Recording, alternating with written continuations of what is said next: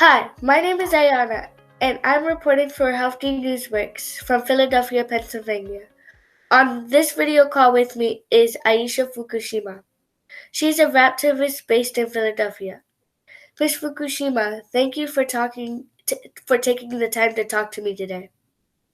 Thank you for having me. It's such a pleasure to be here, and I'm looking forward to this interview. So what is RAPtivism? What is RAPtivism? Thank you for that question. It's a global hip hop project.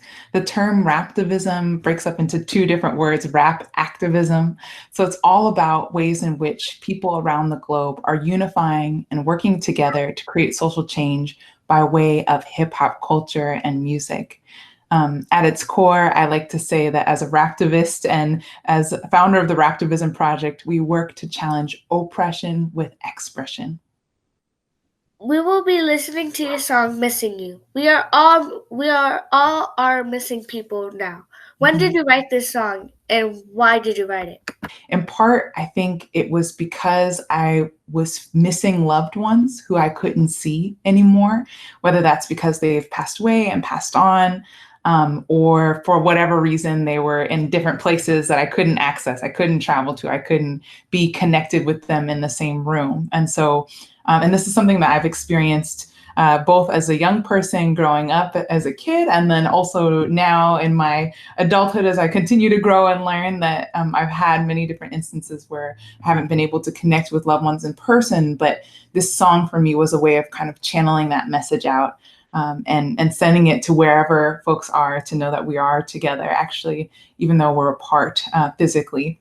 Are you still able to do your job during the coronavirus quarantine? If so, how are you doing it? That is such a great question. Yes and no. So when the coronavirus started, there was a lot of disruption in my work in the sense that a lot of events were postponed or canceled. In many ways, I was happy to see that change because, as we know, being in close quarters with people less than 6 feet apart, a lot of the events that I do, there are hundreds or even thousands of people in a room that is not necessarily a safe and healthy way to care for one another right now. And as an activist, as someone who cares about social justice and hopefully making a better world and planet, I really do care about the well-being of everyone. So it's kind of bittersweet news in a way that a lot of the concerts and keynotes and all these things, I think about 20 and counting, have been canceled or postponed. And at the same time, I think this is a great time to reinvent ourselves and to get creative and use the tools that we have at hand.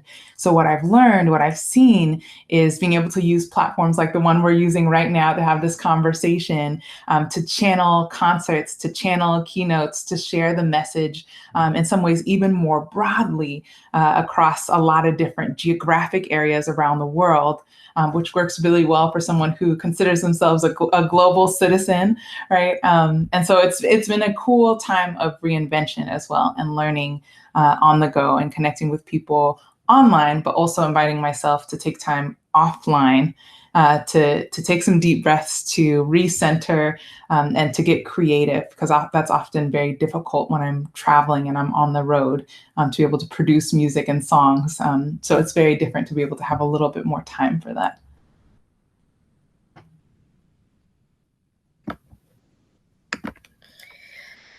When you are feeling stressed, what do you do? Oh, this is a great question. When I feel stressed, I take some deep breaths. That's an important tool for me. It sounds very simple.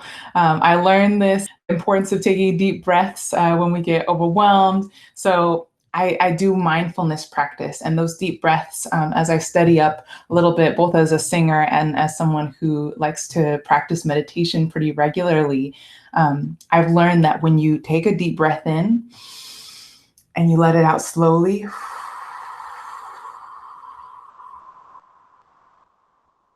and that exhale is longer than your inhale, it helps settle down the immune or the nervous system. It allows us to kind of calm.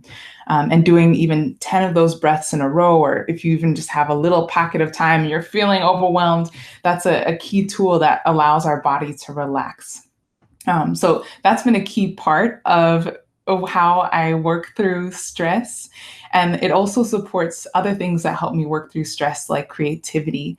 I recently was learning by way of folks like Brene Brown that creativity, when it gets held up in our system, if we feel like, oh, I'm inspired to do something, to make something, or I have a vision, and if we hold it in, that sometimes that then turns into emotions like anger or frustration or shame or stress.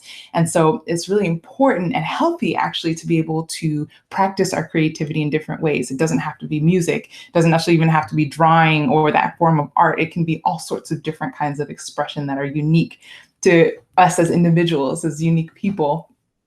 So the breathing exercises that I do as a singer and a poet and a performer then feed and help inform that music and inform the breath that I use, someone who likes to make sound, that we need air in order to make sound.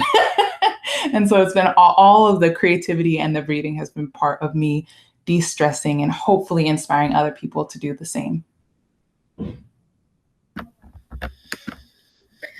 What advice do you have for people when they're stressed? I think I would invite them to take some of those deep breaths. That's a tool that is easily accessible to many folks.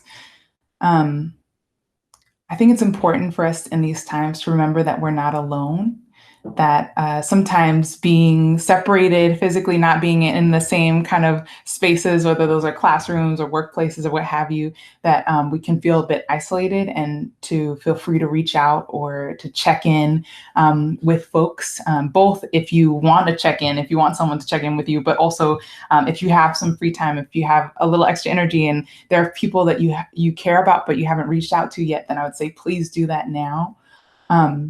Also, there's an important tool called tracking that is used for a lot of different folks who work through trauma and other kinds of stress, where you can check in with yourself. How am I feeling today?